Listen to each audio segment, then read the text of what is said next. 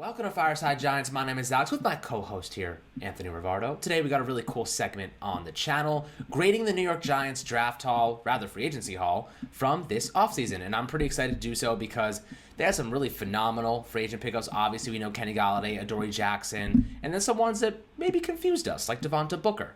But some low-key ones like Ryan Anderson. Today the Giants just signed defensive tackle Danny Shelton, formerly of the Detroit Lions. And as we know, Danny Shelton has chemistry. He has familiarity with head coach Joe Judge from his days in New England. And he has chemistry and familiarity with Kyle O'Brien, who formerly was an executive of player, director, and personnel with the Lions last season. So he knows Danny Shelton. He signed a 2-year, $8 million deal with the Lions, but he had a failed physical designation, and they released him because of it, which voided his contract money. So interesting there. Obviously, his medicals checked out clean because the Giants signed him to a 1-year deal. So we're going to kind of discuss Danny Shelton before we dive into this free agency haul and how we're grading all these players. But Anthony, before we dive in, how you doing today, my friend? I'm doing really good. You know what we are, Alex? We are exactly 1 month away today from the 2021 NFL Draft. So I am incredibly excited. I'm hyped. I'm pumped. I'm diving into all the draft prospects I possibly can, doing as much research and film study as I can on these guys. Let me know who you guys want to see me break down. I know you guys like my film breakdowns.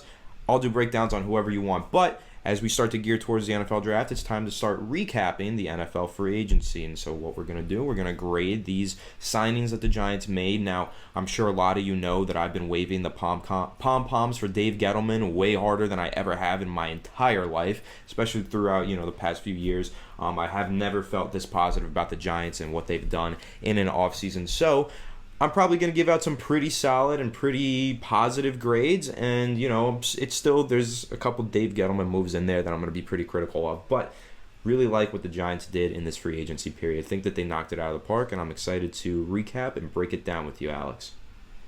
Yeah, man. I mean, this free agency period was active. Like, we saw the Patriots, and they were spending hundreds of millions of dollars out of nowhere, and then the Giants were like, let's match them. And they went out and made some big signings, as we know. The Kenny Golladay signing blew us all out of the water, $18 million per season on average.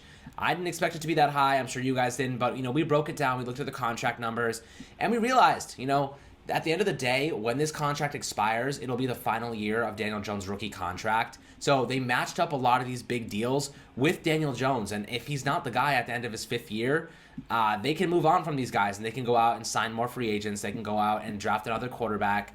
They can do things to supplement the loss. So they're really putting everything into Daniel Jones, as we know.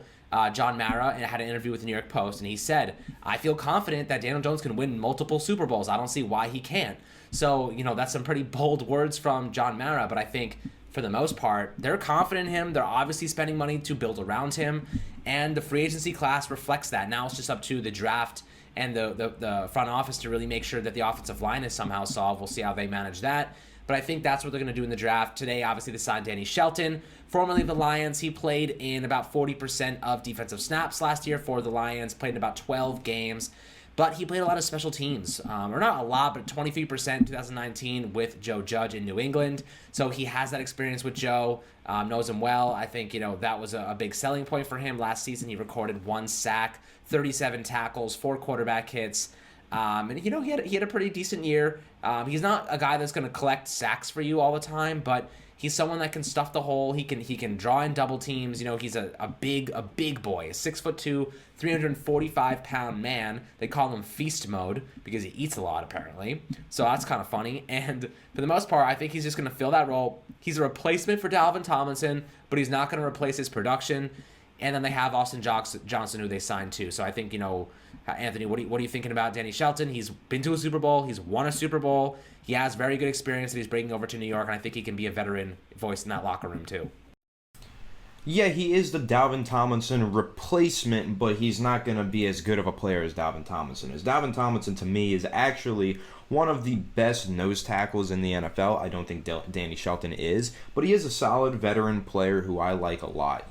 He's a guy that's really proficient against the run and does a really good job just being big, fat, right in the middle of the offensive line or defensive line and just plugging holes and being a big, fat beast that you can't move. You just can't move this guy, and I really like that about Danny Shelton. In 2019, he had a surprising 3 sacks. That could be a product of playing in a scheme where there's 2 other great rushers on either side outside of him, which the Giants have. So maybe we can see some solid pass rush productivity from a guy like Danny Shelton, despite him not being a proficient pass rusher in his own right. So really like this signing a lot. I don't know the contract details. I know it's a 1-year deal. Don't know how much for, but honestly, it doesn't matter how much for because it's only a 1-year deal. And I like that. This is a solid stopgap veteran nose tackle that you get while you look for a long-term replacement for Dalvin Tomlinson, right? So this is your 1-year replacement. Might not end up starting, might even end up getting cut if you end up drafting a nose tackle in the first 3 rounds who ends up being really, really good in preseason, and you want him to be your full-time starter come the regular season, right?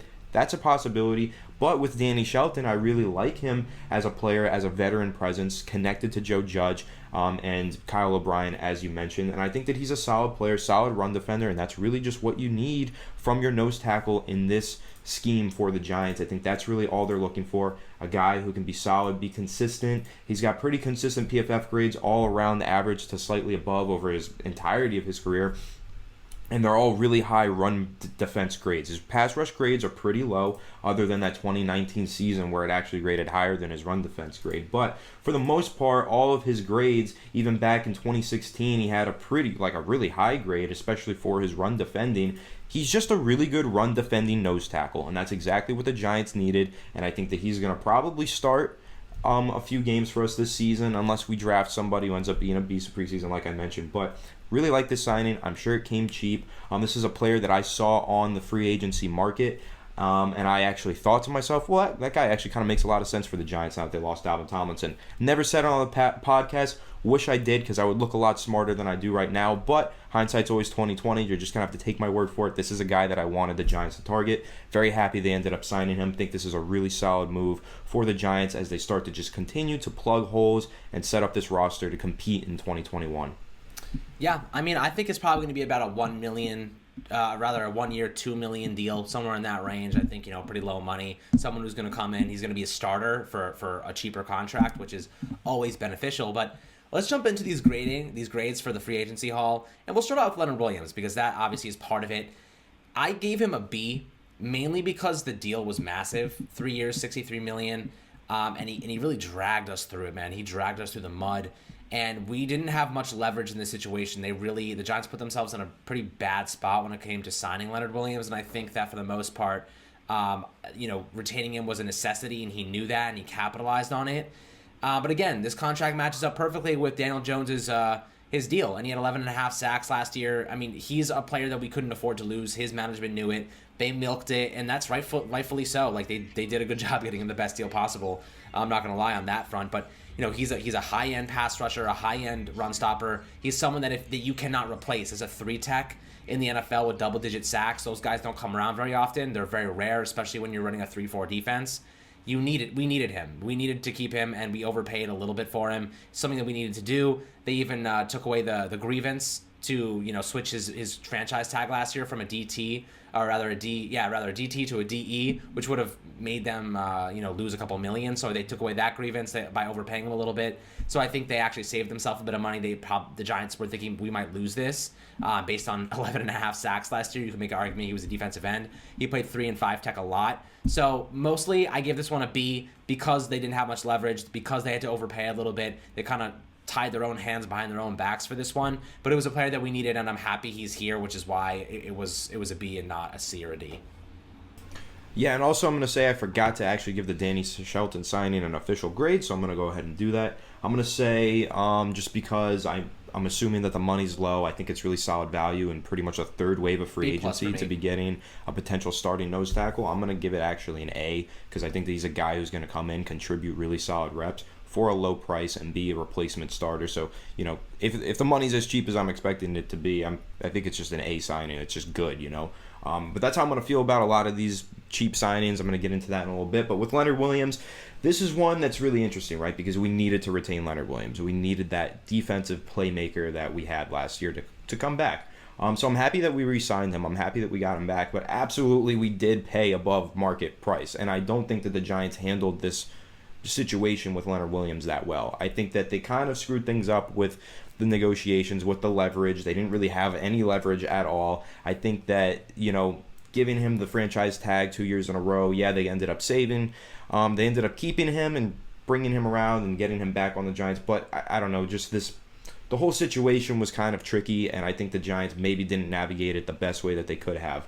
But what I will say is they did retain one of the best players on their team, which was a necessity. So I'm going to give it a pretty high grade because of that, but I'm not going to give it the highest grade because I don't think that it's the best contract that they could have handed out, and I don't think they handed out in the best way that they could have. So C plus B minus. I think I'm going to go B minus just because I really like Leonard Williams and I think he's an impactful player. So I'm going to go B minus, but I think that you can make an argument that this could be a lower grade just based on how much money the Giants gave to a interior defensive lineman. Typically, those are less impactful positions than others, and their market value is typically a lot lower than what Leonard Williams got. But I don't know. I like Leonard Williams. I think that he's kind of necessary for Patrick Graham's scheme, so I'm going to give it a B minus. That's a pretty fair grade. I think we're hovering B minus. I think you had no choice but to retain him, so the Giants kind of tied their own hands with that one. But end of the day, he's one of the most impactful interior pass rushers in the NFL. They're building through the trenches. They want that pass rush, 11.5 sacks last year. I think he deserves a B, just from my perspective. But on to the next one, Adoree Jackson. This was a very interesting one to grade because on one side of things, he has A potential, but he also has C potential. So I gave him a B because he's a boomer bust kind of player, in my opinion. 3 years. He absolutely has F potential. Like, I want to even go that far and say the potential is A plus. The potential, on the other hand, is like totally an F. So, because you said B or C, like, I think the potential really could be an F based on Adoree Jackson. Hate to just take the mic from you for a second, but I just liked what you said, and I want to respond to that because, like, I love Adoree Jackson. I think that he can be premier cornerback in the NFL, but with that injury history, there's a chance that he doesn't even see the field much with the Giants, and it could be an F signing. So I'll let you get back into your analysis of it. I'll get more into mine when you're finished, but I just wanted to throw that out there because I liked your idea that you're going with on the potential. Yeah, I mean, that's kind of how I see it. I kind of see like him as a boomer bust kind of guy. Obviously, they see the boom. They listen to Logan Ryan, who basically was like, he loves football. He has the right mindset. He wants to come in here and compete. He wants to start. He wants to play well. I mean, when you're filling a CB2 spot with a potential CB1, it's always a benefit. 3 years, $39 million, that's a lot of money. It's like $13 million per season, a little bit more. They really heavily invested in him. So I think they took a big risk with him. Obviously, only played about 2 games last year. He missed some games in 2019 as well. So there's problems. There's issues here. The Giants took a couple flyers on injured players.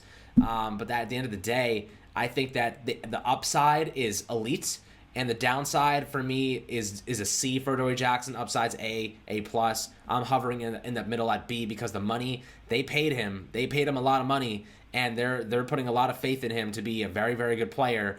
And I haven't seen it over the past 2 years, really past year more or less. The injuries concern me, but when he's healthy, he's one of the best covered corners in football, which is what they're looking at. They're saying when he's on the field, he's elite, but maybe not elite. Maybe I get a little ahead of myself. When he's on the field, he's above average. But if he's off the field, if he has to miss 3-4 games, we have guys who can supplement it. We have Julian Love. We have Sam Beal. We have Isaac Yiadom. If he's going to play a majority of the season and compete at a high level, and he's going to make our CB2 position, he's going to solve that, it's going to make our defense elite. So that's kind of what I have to say about Adoree Jackson. You know me, how I feel about Adoree Jackson. I think there's a chance that he can be a CB1 level talent playing CB2 for the Giants if he can stay healthy, continue to play at the high level that he was playing at before he ever got injured with the Titans. I love Adoree Jackson. I think the signing was really, really good, but I'm not going to lie and say that there isn't a huge amount of risk involved with the signing. Like I said to you, this has F potential. If this guy doesn't stay healthy, this is just going to be a waste of money because this is $13 million per year that they just gave a cornerback coming off of a significant injury. They absolutely need him to play and stay healthy. Otherwise, it's going to be a failure signing. 3 years, $39 million, a lot of money. Yeah, they have an out, and I really like the way the contract is structured. So I'm actually going to give it a pretty high grade because I think that Adoree Jackson, if he stays healthy, absolutely is worth the $13 million per year. So I'm going to give this a B+, but it absolutely has the potential to be an F if he's not able to stay healthy. But I think that he will. I have a lot of faith in Adoree Jackson. Love the signing. Excited to see what he does with the Giants in 2021 and beyond. Yeah, and I'll add that he obviously is going to be a scheme fit for Patrick Graham. And what that means is that we're going to see a different scheme in 2021. Not a different scheme, but a little bit different. He's going to rely more on his man coverage routes instead of playing zone, because they played a lot of zone last year to compensate for that lack of a CB2 holding it down. They're going to ask Adoree Jackson and James Bradbury, lock down your man, and we're going to send extra blitzers, and we're going to get more sacks. We're going to create more turnovers because of it. That's what they're thinking. He wants to play more man coverage. That is what Patrick Graham likes to do. And with Miami 2 years ago, he played 50% of the time he played cover one, meaning they were playing run-stopping, blitzing formation, and they were asking their corners to just man-mark opposing receivers. James Bradbury and Adoree Jackson can do that at a very high level, and it's going to allow guys like Jabril Peppers, Logan Ryan, adding extra linebackers to blitz, just more pass rushers involved in your scheme. It's going to be totally, kind of revolutionary for the Giants in terms of how their corners are able to shut down opposing receivers, and then they can efficiently collect sacks because of it, which is probably why they were okay letting Dalvin Tomlinson go, and they were probably okay not signing a big free agent pass rusher, because they think they're going to be able to send more guys in the rush if they have a better secondary.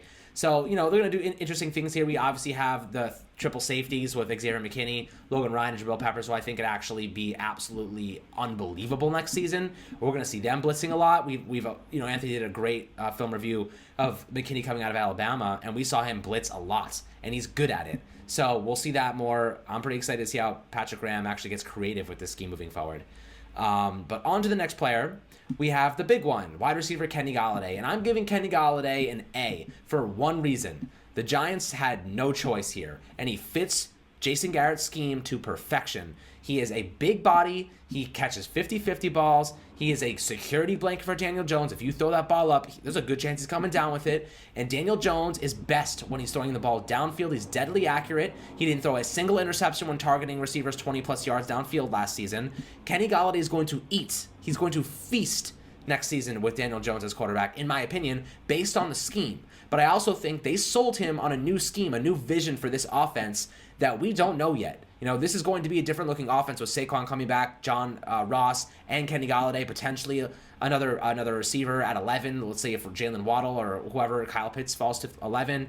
We don't know that yet. But they did pay him, $72 million over 4 years. It's a lot of money. But again, after the third season, they don't really owe him much. It ends for the most part after Daniel Jones' fifth year is expiring. So they did a good job matching all these big contracts up with Daniel Jones. So that way they give him the support he needs to win now. But worst case scenario, they can move on and restart the process in 2023 or 2024, whatever year he's done. So I think this is a great signing. They needed to do it, and he's capable of being a top-end wide receiver one if he stays healthy.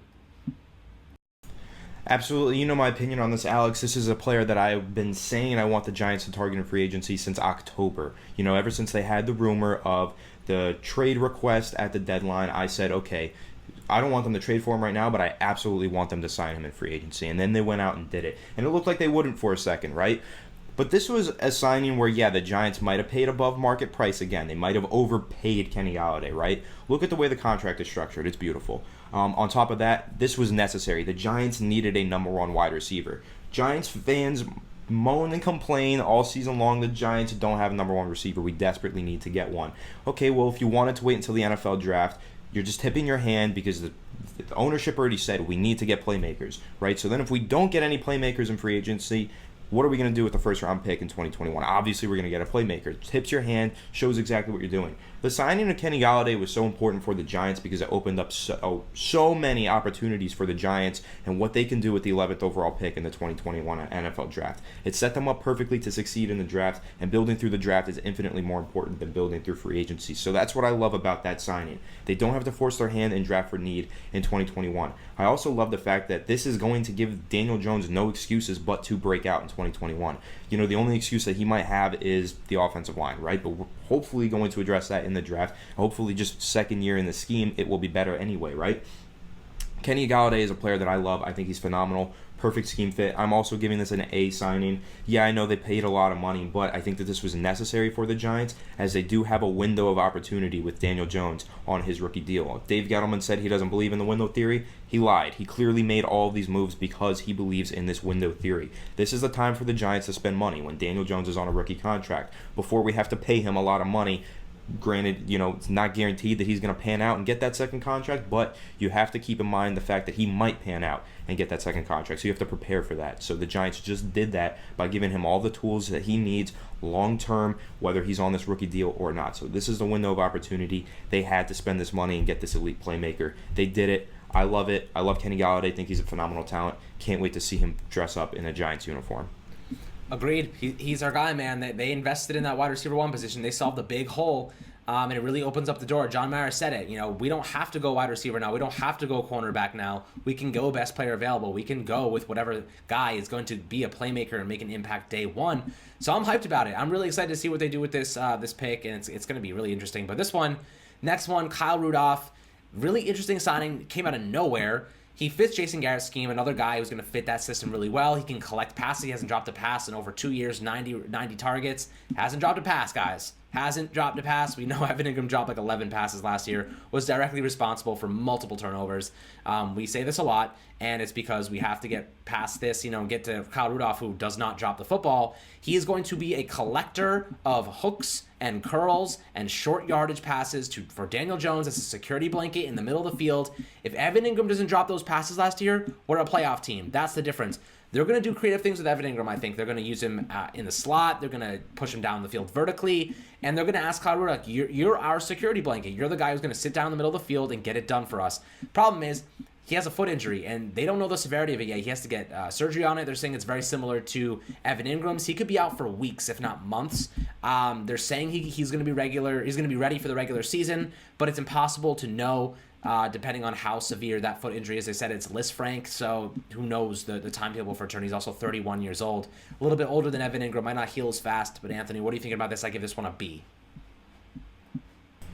I actually really like this signing. I feel like I like it a little bit more than most people. I'm going to give it an A-. I think what this does is gives the Giants a lot of flexibility with their personnel on offense. It's another playmaker, and this is one that's extremely reliable. This is the most reliable tight end in the NFL, arguably, other than those stars, right? In terms of being a guy that doesn't drop passes, a guy that can run block, a guy that can make plays in the passing game, and a guy that perfectly fits Jason Garrett's scheme, can sit underneath, collect passes, collect short yardage passes, be a red zone threat, be a really solid contributor to the run game and the pass game. I love the signing. I give it an A-, especially because I think that the money on it was pretty solid. I think the way the contract was structured was really solid. Yeah, there's some concerns about this injury, but if the Giants aren't concerned about it, and Kyle Rudolph himself is saying he's not missing any football, he's going to practice in every practice, training camp, and be ready for the regular season, then I'm not worried about it either. If they're not worried, I'm not worried, and I don't think the fans have anything to worry about. We saw Evan Ingram have a similar injury, bounce back, had the healthiest season of his career the following year. So I think Kyle Rudolph, being that he is a tough guy who's been around the league and has dealt with injuries in the past, this is a guy who's not going to be worried about this injury. It's not going to bother him like that. I think he's going to get healthy. He's going to bounce back as soon as possible. And I think he's going to contribute a lot of really solid reps for the Giants. And I think in turn of having Kyle Rudolph on this team, Evan Ingram is going to play better because of that. Because now they're going to use Evan Ingram in a role that fits his playing style better, while Kyle Rudolph plays that role that they were trying to force Evan Ingram to play last year. So love this signing. I give it an A-. And I'm really excited to see Kyle Rudolph contribute solid, dependable, reliable offensive playmaking to the Giants in 2021. Yeah, I think he's going to be a very good signing for the Giants. We know he's a big 6'6" red zone threat. Love to see it. The Giants are going to have so many weapons in the red zone, finally able to convert on some of those plays they had to settle for field goals or just really ran out of room and turned the ball over last year. So thank goodness we have those weapons now. The next guy on the list is outside linebacker Ryan Anderson, formerly of the Washington football team. He got buried last year behind a very strong line, with Montez Sweat and Chase Young. He was never going to crack that. And ultimately, I actually like Ryan Anderson. I think the Giants kind of landed a couple of cheaper outside linebackers to compete. Ryan Anderson's actually low-key decent. He had 4 sacks in 2019 and 5 forced fumbles. The guy knows how to create turnovers. He's very, very good at punching the ball out, creating turnovers. I like that about him. I think he has some room left to grow, and I think that the Giants are going to give him an opportunity to win a starting spot, or at least compete for a rotational spot, with Lorenzo Carter and Ocean Exhibitors coming back from season-ending injuries. But, he's Kyler Fackrell's replacement at a vastly lower price point. I gave it a B because the Giants didn't really address the position with anyone that actually stands out. They kind of supplemented it with a bunch of guys with some upside, but that aren't going to flash. They're not going to be everyday starters. They're going to be able to produce on a situational basis, in my opinion. I gave it a B because of that. But ultimately, I think Ryan Anderson could be a solid rotational guy. The Giants just desperately need someone who's going to make an impact on every play. I agree with your analysis. One thing that I love about this contract, very, very cheap, right? This is a cheap signing. This is a guy who's probably going to contribute as a rotational pass rusher, go in there, get a couple sacks, some pressures, whatever. Not going to dominate any games. If he does, then you have him on the cheapest contract ever, so it'll be amazing, right? Very low risk, very high reward, I guess. I don't think that we're going to see very high rewards from Ryan Anderson signing, but it's possible, and I think that it's a cheap signing. It's a solid one. I also give it a B. There's really not much to complain about. Might drop it down to a B- or C+ when you consider the fact that the Giants have a clear-cut need for an edge rusher, and the way that they continue to address it is just to get more rotational guys. I've been kind of critical of that in the past. It's not my favorite strategy. I think the Giants eventually are going to have to just pony up and invest a huge asset into that edge rusher position, whether that's a first-round pick or they go and make a huge splash sign in free agency one year. They got to do it eventually. They got to get an edge rusher. But for now, I'm okay with these rotational guys like Ryan Anderson. I think that he'll fit in well. He'll probably contribute some decent plays. But one other criticism that I have of this, so I'm going to make this a C+ signing, right? I think we have a lot of really young guys on this roster that we should be developing and growing at that edge rusher position. I love Carter Coughlin. I love Cam Brown. I think that this is probably going to take snaps away from them. It is the Kyler Fackrell replacement, and I get that, but I kind of was looking forward to the Carter Coughlin expanded role this year, and I think this might prevent that from happening. But you know what? I think it's a solid signing. I think it's such a low risk signing, and it's going to be a guy who contributes solid depth and pass rushing ability. So I like it. I'm happy with it. Excited to see what Ryan Anderson can do. Yeah, I mean, that's kind of where I'm on the same boat. Just let's see what he can do. Let's see what kind of offering he can provide, and the production that he has proven in the past shows he can create turnovers, which I like about him. So maybe he can do some of that with the Giants. The next person on the list is none other than wide receiver John Ross. We know his history. He's very injury prone, but when he's on the field, he pushes the field vertically. He needs attention. Opposing defenses have no choice but to really put safeties and corners just basically watching him at all times. He has that elite 4.24 speed. I think he broke the record for Chris Johnson in 2017. The guy is blazing. You have to have a deep safety when you're up against John Ross. He has decent route running, not the best. He has pretty awful hands for the most part. He rated in the 9th percentile in hand size during the combine, and it shows up on tape. He drops a lot of passes, but when he does get the ball in his hand, he can blow a game open in the blink of an eye with that speed that he does have. His straightaway speed, you're not going to catch him if you're behind him. There's no way. I give this a B+. It's a 1-year, $2.25 million deal. I like the signing. I think his upside's massive. He's a gadget type of player, so you can use him on end arounds. You can use him on wide receiver screens. You can do a lot of different things with him. But I doubt he's going to play the full season. He is injury prone. We do have Darius Slayton. What do you do with Darius Slayton now? How do you get these guys mixed in? How do you work this out? So I give it a B+ because I think the upside is phenomenal. But I didn't give it an A because it creates a big question mark for Darius Slayton. But I'm also a proponent of creating competition, so I'm not against it at all.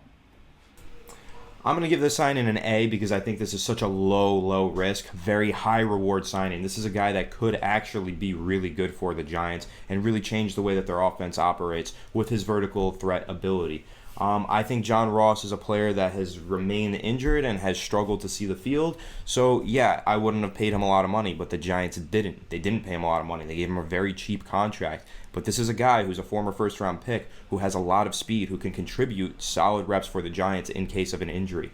I think that he could actually start to play really well if he sees the field for extended time if there is an injury. And even outside of that, I think that this is a perfect wide receiver 4. Wide receiver 4 should be a guy that is good enough to contribute but isn't good enough to start, but has the potential to be good enough to start if he absolutely has to, and maybe could flourish into a higher role. So I'm going to give this an A. I think it's such a low risk, very high reward signing, and that's what I love to see with the Giants and what they did in free agency, because a lot of it they did take risks on those big name players, but they set themselves up for success with those depth signings that are very low risk, high reward, and I think that's perfect for the Giants in the way that they need to flesh out this roster. Yes, sir. And the Now we gotta go back to the running backs, my friend. I know you're not looking forward to this one, but Devontae Booker. I give him a C because the Giants just can't stop themselves from overpaying running backs. 2 years, $5.5 million deal. There were so many other guys. You could have kept Wayne Gallman. You could have went a variety of different routes. Instead, they committed a monster amount of guaranteed money to a guy who's going to be 30 years old next season. And I don't really get it. I just don't really get this move. They could have got Mike Davis for a lot, probably cheaper. I think he did sign for cheaper, who was phenomenal when Christian McCaffrey went down for Carolina last season. He can catch the ball out of the backfield really well. But instead, they got Devontae Booker, who, is being overpaid to do what? Back up Saquon Barkley? I mean, we could have got Wayne Gallman for cheaper. We could have got many different guys for cheaper. I don't get this.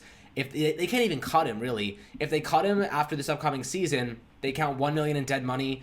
I still think that's too expensive. $1 million. People are like, don't nitpick, whatever, blah, blah, blah. But $1 million in dead money for Devontae Booker, like, really? It's just like you're kind of shooting yourself in the foot there. That $1 million could end up being the difference between somebody and not somebody. You never know. It could end up being a depth piece or like whoever might be re-signing an undrafted free agent like Nick Gates. You don't know what that money can do for you until you don't have it.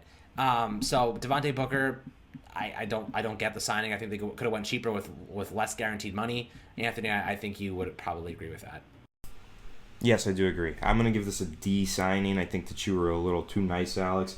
This is a signing that just doesn't make sense for the simple fact that the running back position is very replaceable, and finding a backup running back or a depth piece running back is very easy to do for way cheaper or through the draft. I think that this is a signing that the Giants probably could have waited all the way until August to make. They could have found their backup running back in August. I don't see the urgency to get Devontae Booker as your first free agent, and I don't see the urgency to give him above market price for backup running back services at 30 years old. So doesn't make much sense to me. I think, Devontae Booker is a solid player. I think he's going to be a great backup running back for us. But is it so necessary that the Giants spend above market price on a backup running back? I don't get that.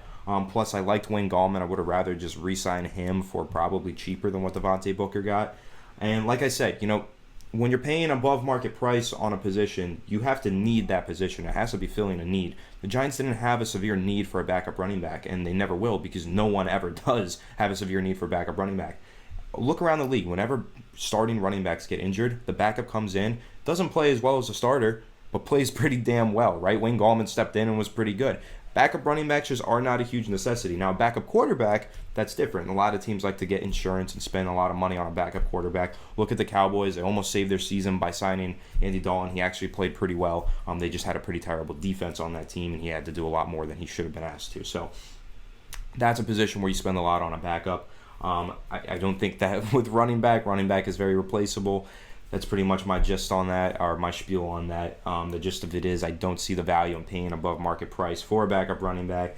And I think that Devontae Booker is probably going to be solid. He's going to have some solid games, and he's probably going to score a couple touchdowns this year and do some decent things in the running game. He is a good player. And again, I'm not going to go crazy about it because it's not like we gave him a ton of money. It's just the money that we gave him is higher than the money that we should be investing into this single position, in my opinion. So I'm not going to go on this huge tangent and cry about it. It's really not a big deal. It's not the end of the world. This isn't a ton of money.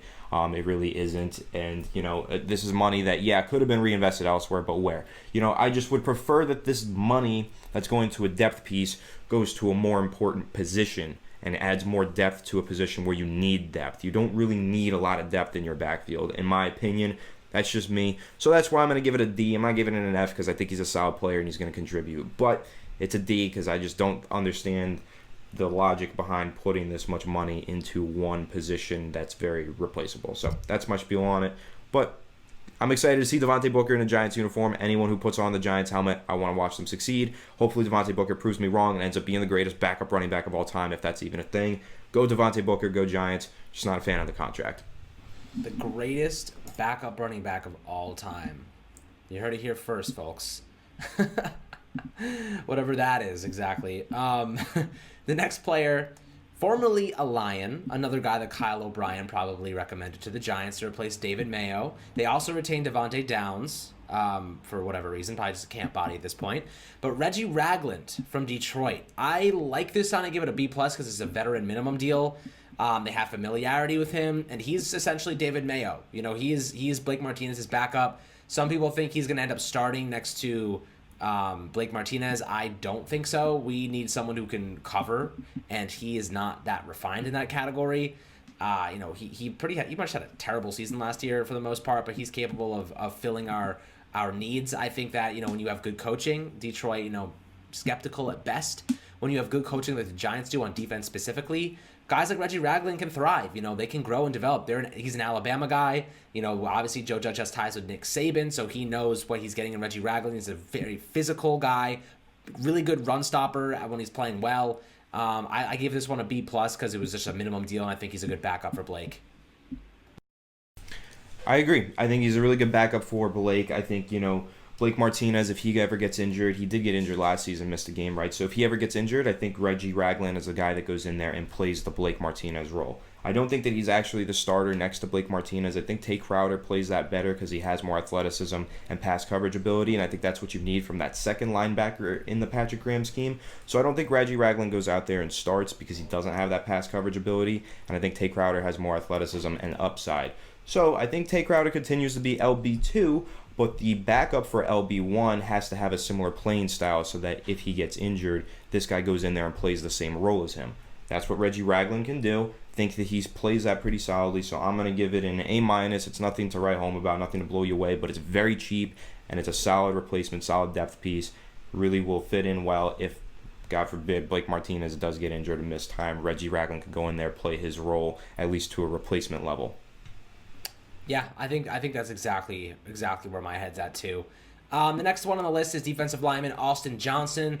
He actually didn't play too bad last year. Had a sack, played I think in all 16 games. He didn't start any. He's a rotational guy. He is going to be Danny Shelton's backup at nose tackle. That's how I feel about resigning him. I give it a B+ because he's a very good rotational depth piece. He's a good guy who can come in and start if you needed him to. Former Tennessee guy. He's tough as nails. I like him. I think this is just another depth piece, but one that can come in and start if you needed him to. I completely agree. I actually like Austin Johnson. I think that he is a solid depth piece. I think he's always played well when he is on the field for the Giants. He's not on the field a ton, but whenever he is, he plays well. So I'm going to give this one another A-. Again, nothing crazy, nothing to write home about, but you need solid depth on your team, and this is solid depth, and it came at a pretty cheap price. So I like it. I like Austin Johnson, and I think he's going to continue to be a solid depth piece for the Giants on the defensive side of the ball. Yes, sir. Yes, sir. The next one on the list is Jonathan Harrison, former center of the New York Jets. There was one point where Jonathan Harrison was actually expected to be a very solid player until injuries just kind of ruined his career. He was a cheap signing, another cheaper guy. He can be a backup. He's a reserve offensive lineman, can play guard and center. He's physical. He's a decent player when he's healthy. He has some upside, but I give this one a B+ simply because I think as a reserve guy, he can fit the bill well. He was once thought to be a decent starter before injuries took over, but as a depth piece, he's not gonna have to play all the time. He can come in healthy. He'll get the job done, and he won't kill us. He won't destroy Daniel Jones. I think this is a B+ signing. More solid depth. I'm going to keep giving all of these solid depth signings A- just because, they're nothing crazy, nothing that knocks it out of the park, but they're good depth. They come at a cheap price, and the Giants need good depth. And I'm not a fan of Spencer Pulley, so I want to see if someone else can go out there and do it a little bit differently if we need them to, right? I love Nick Gates. I think that he's going to continue to be a solid starting center for the Giants, but behind him, we needed some solid depth, and I think we got it with Jonathan. And I think, good signing. I'll give it B+, A-, whatever. I like the signing. Not going to be crazy. Probably won't see the field this season. But if he does, I trust him to go out there and play at least average. Yeah, that's kind of how I feel about it too. So we have two guys left on the list. This one I actually really liked. Ifeadi Odenigbo, right? Odenigbo. I think the G is silent. Yes, I like this signing a lot. And it's because he's not an outside linebacker. He's not an interior pass rusher. He's a defensive end. He's a 5-tech defensive end. And I think the Giants needed someone like that. I think they needed someone who could come in on those 4-3 downs if they want to get a little bit more creative. And he can produce. He's a solid signing. I give this one an A because he was one of the better guys for the Vikings last year who had a very, very bad unit, but he was the one guy that showed out. He had a couple sacks, I think 2019, maybe 7 sacks. He's very cheap. He's a guy who can produce some value. He's mostly a bull rush-oriented pass rusher. He's not going to wow you with all these moves, but he's strong as hell. He can bull rush. He can beat offensive tackles 1v1. I think he brings a bit of physicality to this defensive line, where the outside linebackers might be a little bit weak. They might not be able to see the edge as well. I think Odenigbo can do that. He's a little bit more of a physical presence, and I wanted that for the Giants to get a little bit more big and heavy and more physical as a pass rusher, and not just bendy kind of Lorenzo Carter like a wire going around the end. So I kind of like this signing. I gave it an A because another depth piece, but one that has some upside. Yeah, I think there is solid upside here. On paper, you look at a guy, as you mentioned, really plays more 5-tech defensive end, hand in the dirt, right? And you say, probably not a scheme fit for the Giants. Well, if Patrick Graham wanted him signed, then clearly he has some sort of plan and idea and role for Ifeadi to play on the Giants defense. So I think that he's a solid player. I think that, he was an underrated player on the Vikings defense. 1 year, $2.5 million, chump change. That's exactly what you want in these depth pieces. Low risk, high reward. Potentially you're getting a guy who's actually more than just a rotational pass rusher, actually a really good rotational pass rusher. Happy with the signing. I'm going to give it an A as well. I agree with you, Alex. Your analysis is pretty spot on. Like I said, low risk, high reward, and this is a guy who actually does have some pretty solid traits coming off the edge, and I think that he could provide some pretty solid snaps for the Giants in case of an injury or in case of, extra pass rushers on any given down. Yeah, an interesting little tidbit I forgot to mention before. John Ross and Danny Shelton were roommates in college, which is kind of interesting. Just a little thing there to add in, so you guys have that piece of information that's absolutely useless, but figured I'd tell you guys. The last one on the list is Mike Glennon, quarterback, and I think the Giants made a good decision here to move on from Colt McCoy. I did not like Colt McCoy. Very limited. I didn't think he had the best arm. I thought he was very inaccurate at times. At Texas, people say he had a really big arm. He could throw it downfield, blah, blah, blah. Mike Glennon can do that, but he's more accurate, and he's taller. I think he can run our offense a bit more efficiently if Daniel Jones was to, get injured for whatever reason, knock on wood. But I think that, he doesn't have that athleticism that McCoy might have brought in terms of being able to roll out of the pocket. Mike Glennon can stand in the pocket and get it done from the interior. I think he's a decent pocket passer. He can throw the ball downfield, which tells me a lot. It tells me if you're going to be throwing the ball downfield, the Giants are going to be utilizing a more downfield vertical offense this upcoming season, and they want a quarterback that can replicate that if Daniel Jones does go down. So I give this one a B because he's not Marcus Mariota. He's not a high-end backup, but he can get the job done. And, I'm not going to sit here and act like I'm blown away by this signing. It's more just, our backup quarterback. Hopefully he never sees the field. You might think I'm crazy for this. I'm actually very, very happy with this sign. This is the only A+ I'm going to give out. I'm going to give this an A+ signing. 1 year, $1.35 million. Chump change. That is nothing for a really solid backup quarterback. I think that Mike Glennon is actually a very solid backup quarterback. I know he doesn't know the scheme. He's not Colt McCoy. Colt McCoy knows the scheme. Why didn't you retain Colt McCoy? Name 2 things Colt McCoy does good. Name 1 thing that Colt McCoy does good.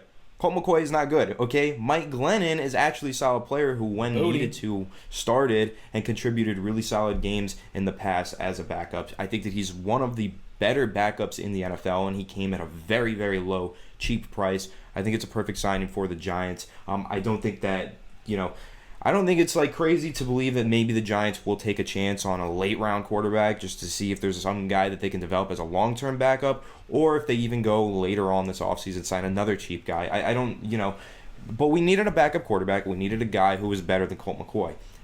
Is Mike Glennon better than Colt McCoy? I absolutely believe that he is, and I think most people do. Is he also cheaper than Colt McCoy? Yes, his contract is cheaper. So I love this sign, and I think it's perfect. I'm going to give it an A+. I think the value is incredible for a solid backup quarterback, and I'm very happy with it. I think that I'm a little too happy with it probably, but I'm very happy with it. A+ for me. Yeah, I think that's fair. That's fair. I see why you give him an A+.